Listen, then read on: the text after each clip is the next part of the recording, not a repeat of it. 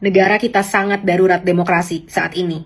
Karena setiap yang berbicara dah akan ditemui dengan rasa ketakutan karena ada resiko bisa menemui intimidasi, persekusi, dan resiko-risiko buruk lainnya. Di sini, kita semua bisa melihat bahwa bahkan media sudah tidak lagi bebas berbicara, tidak lagi bebas melaporkan hal yang sebenar-benarnya terjadi di situasi masyarakat kita saat ini. Alasannya kenapa? Aku nggak tahu. Kalian mungkin lebih tahu dan bisa jelaskan sendiri. Tapi yang mau aku sampaikan di sini adalah aku mau mengucapkan terima kasih yang sebesar-besarnya kepada Kompas TV.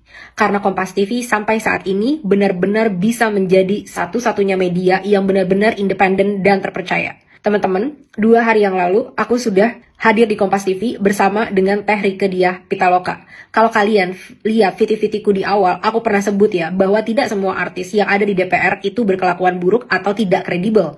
Contohnya adalah Teh Rieke Diah Pitaloka yang aku sudah tahu sepak terjangnya dari dulu, dia memang berpihak kepada rakyat. Dan benar, orang yang jujur dan bekerja benar-benar dari hati karena pengabdian tidak akan takut untuk muncul bersama, untuk membahas, untuk merespon, untuk datang menghadiri demonstrasi dan ada bersama masyarakat. Ini beberapa tanggapan yang Teh Rieke telah sampaikan. 1. Teh Rieke setuju dengan adanya semua transparansi yang kita minta. Kedua, Teh Rieke juga tidak masalah apabila segala tunjangan-tunjangan yang gak masuk akal itu sudah dihapuskan karena dia berada di DPR memang panggilan hati dan panggilan jiwa. Ketiga, dia sedang mencanangkan undang-undang yang benar-benar bisa membuat pemerintah punya data yang akurat terhadap masyarakat. Bukan lagi sampling, bukan lagi tebak-tebakan, tapi benar-benar data yang asli di setiap dari masyarakat. Kenapa ini penting banget? Karena kalian tahu kan yang terjadi dengan bansos, ternyata ada ribuan teman-teman, ribuan akun fiktif penerima bansos. Siapa yang ada di balik itu? Dan Teh Rieke sedang memperjuangkan bahwa UU ini bisa disahkan sehingga kita punya data yang akurat untuk bisa meminimalisir adanya korupsi dan praktek-praktek gila seperti ini, tapi juga bisa memastikan bahwa kita bisa punya KPI yang tepat sasaran karena datanya memang tepat dan itu tidak dimiliki oleh pemerintah kita sampai saat ini.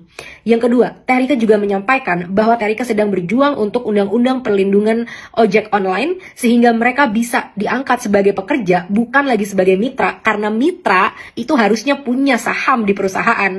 Tapi di sini kita mau mengangkat ojol-ojol, memberikan itu pekerjaan yang layak sama seperti pekerjaan yang lain dan mereka juga berhak dilindungi seperti pekerjaan-pekerjaan yang lain. Apalagi pekerjaan ojol ini sangat beresiko, bisa terjadi kecelakaan dan lain sebagainya. Jadi kalau UU ini disahkan, ojol akan dapat perlindungan yang baik. Dan aku sangat mendukung adanya ini. Yang aku mau sampaikan di sini adalah bersuaralah kalian anggota-anggota parlemen, apa yang sedang kalian lakukan. Bersuara dengan jujur apa yang sedang kalian kerjakan. Bukannya malah diam, bukannya malah matikan komen, bukannya malah malah nge-private profile biar nggak bisa lagi dikunjungi oleh masyarakat. Perwakilan macam apa seperti ini? Contoh Teh Rieke Diah Pitaloka. Harusnya seperti itu perwakilan dari rakyat, bukan perwakilan dari rakyat yang takut-takut ditemui sama rakyat, boro-boro ditemui sama rakyat, bahkan masih ada nih yang masih mau menghina rakyat. Tapi aku nggak mau upload itu dulu karena situasi kita sedang tidak kondusif dan aku nggak mau menyebabkan lebih banyak kemarahan dari masyarakat. Jadi mari kita bahas-bahas yang benar-benar sesuai dengan tujuan dan permintaan kita untuk segera diwujudkan oleh pemerintah dalam 7 hari ke depan.